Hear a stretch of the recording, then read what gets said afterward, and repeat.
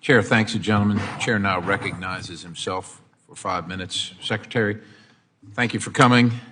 Thanks for listening to our questions. I want to pick up where we left off in July of 2022 regarding what I view as the administration's anti-market policies in regard to EVs. They are expensive.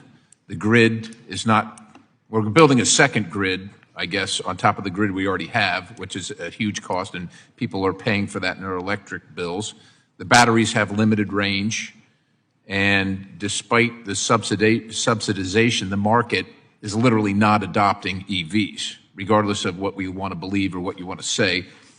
There's significant inflationary pressures and a glut of electric vehicles, well beyond demand. And so if we consider the current UAW strike, the cost of living has eaten away at these folks' ability to pay their grocery bill and their gas bill. So they're obviously and righteously and rightfully upset.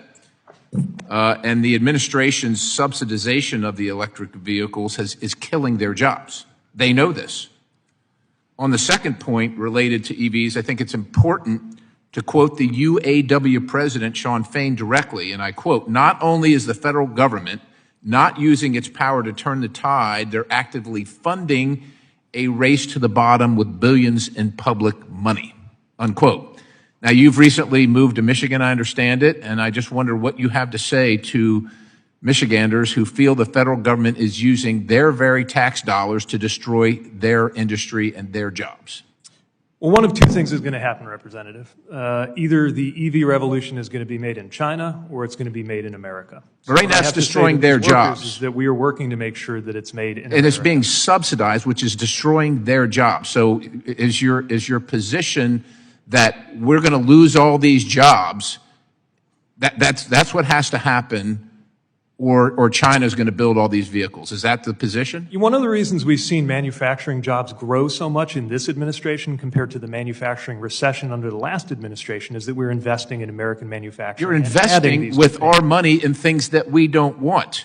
You realize that forcing car companies to make these vehicles at a loss, about $60,000 per vehicle sold, is damaging to the UAW's jobs. In fact, I'm going to just look at Ford. I hate to call them out, but their electric vehicle unit is expected to lose $4.5 billion this year, which is up from $2.1 billion in losses last year. There's a 92-day supply of electric vehicles, which is twice that of the current average of the internal combustion or traditional car. And I would just remind everybody that electric vehicles were one of the first vehicles on the market back in the early 1900s, but they were replaced by better technology then. Now, the average new vehicle transaction price is about, I don't know, I just heard one of my colleagues, $50,000. I've got $48,763, which is up $10,000 since your boss became the president, and the average used vehicle price is $26,510. Mr. Secretary, the people I work for, my bosses, can't afford what you're forcing on them. These are not market forces. This is the government funding the destruction of our own automotive industry. And I hope you know that approximately 2/3 of EV owners make over $100,000 a year. My bosses don't make that. I don't know if you can justify or how you justify forcing my constituents to pay for EVs and EV infrastructure for coastal elites and wealthy people, but somehow you do. Well, I need to point out that wealthy people were specifically excluded from the Inflation Reduction Act. Well, I just gave you the number. Do you dispute that 2/3 of EV owners are owned by people over 100,000 that make over 100,000? Did you dispute that? Yeah, the first EVs, of course, were. Do you dispute that?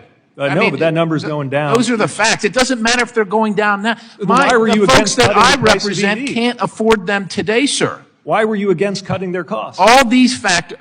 I'm not against cutting their costs. The market should do it. But you want the government, you want my taxpayers to pay to cut the cost, which isn't cutting the cost. If you were of the view, subsidizing respectfully, the cost. Congressman, Sir, if you were of the all view these that there factors should be no combined, subsidy to propulsion all these vehicles, factors then are you against oil and combined gas mean that for every that oil EV and gas sold, sir, subsidies- at a loss, that the cost of the, as my colleague on the other side, the gas guzzling pickup truck is higher now to pay for the loss as you kill your administration, and you in particular, kill the auto industry. And I'll remind you, in 2008, after a financial crisis, the federal government bailed out this industry. So while you're here today, will you commit and will you pledge to oppose any effort to bail out the auto industry after you force it into bankruptcy again? Will you do that today, sir? Congressman, I got started in politics when I guess the answer is no. Indiana I yield the factory was at risk of being shut down because an elected official in my state tried to block the administration from saving Chrysler.